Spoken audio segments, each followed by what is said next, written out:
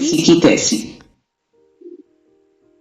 School की छुट्टी हो चुकी थी और बच्चे नानी की राह देख रहे थे। दो बड़े लड़के रोहन का पीछा कर रहे थे। उन्होंने उसे धक्का दिया और चोटी भी काटी। फिर वे उसके ऊपर जोर से हंसने लगे। रोहन उन्हें रोकने के लिए कुछ भी न कर पाया। तभी नानी वहां पहुंच गई। उन्हें देखते ही दोनों बदमाश भाग निकले। नानी ने रोहन से पूछा, क्या वे लड़के तुम्हें तंग कर रहे थे? बेचारा रोहन। उसने हाँ में सिर हिलाया और रोना सा बोला, वे मुझसे इतने बड़े थे कि मैं उन्हें रोक भी नहीं पाया। नानी ने समझाया, दादागिरी सहना उतना ही बुरा है जितना कि दादागिरी करना। मैं तुम्हें ऊपर जंगल के जानवरों की एक कहानी सुनाती हूँ। उससे तुम्हें मालूम पड़ेगा कि बदमाशों को सबक कैसे सिखाते हैं। बुधवार जंगल में रहने वाले एडी, कॉर्ची, एजे, हम्पी और डीजे पक्के दोस्त थे। वे आपस में बहुत मौज मस्ती किया करते थे। जैसे सब अच्छे दोस्त होते हैं, वे भी खूब मिलजुल कर खेलते, ढेरों गाने गाते और खूब खुश रहते। बस उनकी खुशहाल जिंदगी में एक ही कांटा था और वह था उनके स्कूल के दो बदमाश, कालू और चिट्टा। कालू और चिट्टा हमेशा दादागिरी किया करते थे। अन्य जानवरों को वे घूंसा मारते और उनका खाना तक चुरा लेते। सभी जानवर उन दोनों से नफरत करते थे, लेकिन वो उनके खिलाफ कुछ कर भी नहीं पाते थे, क्योंकि कालू और चिट्टा के सामने बाकी सब शरीर से बहुत छोटे थे। एक दिन एडी और उसके दोस्त पैदल स्कूल जा रहे थे। पहले कालू ने अपनी टांग अड़ाकर एडी को गिरा दिया। फिर चिट्टा ने अपनी टांग अड़ाकर हम्पी को गिरा दिया। उनको नीचे गिराकर कालू और चिट्टा जोर जोर से उनके ऊपर हंसने लगे। डर के मारे एडी और उसके दोस्त कुछ नहीं कर पाए, बस चुपचाप उनकी दादागिरी देखते रह गए। एजे और डीजे आगे चल रहे थे।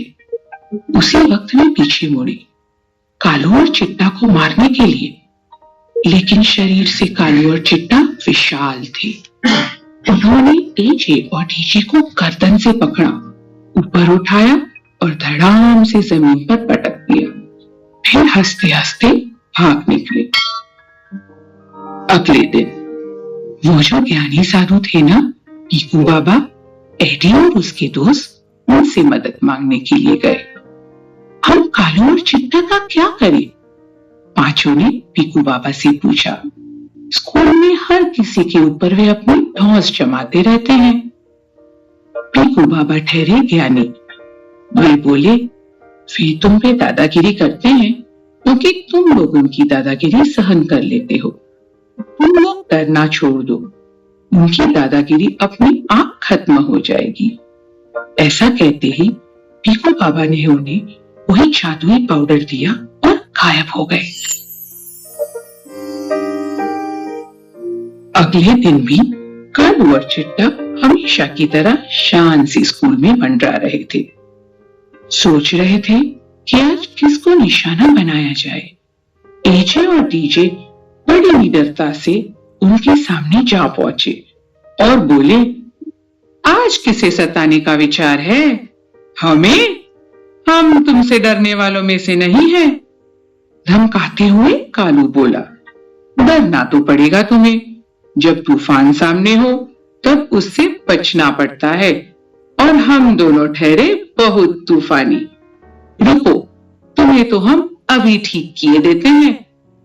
अपनी हंसी छुपाते हुए डीजे ने कहा, पहले एक नजर पीछे मुड़कर तो देख लो। कालू और चिट्टा पीछे मुड़े तो देखा कि एडी, हम्पी और गौरजी खड़े थे। तीनों के हाथों में छोटे छोटे लाल डिब्बे थे।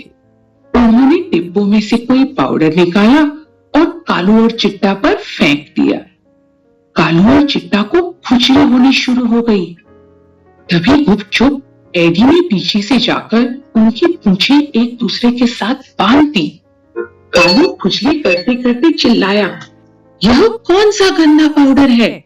कितनी खुजली हो रही है? सब जानवर तमाशा देख रहे थे।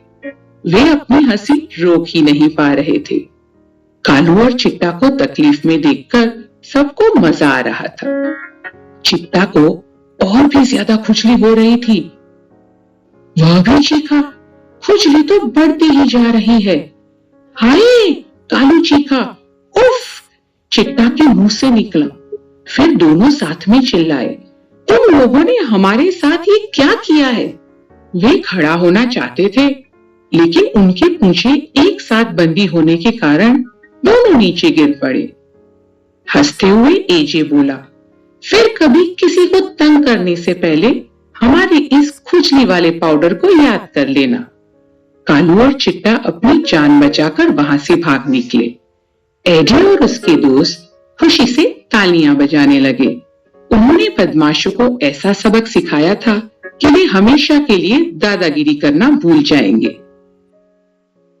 यह तभी हो पाया जब उन सब ने कालू और चिट्टा से डरना छोड़ा और बदमाशों को दोबारा दादागिरी करने का मौका नहीं दिया।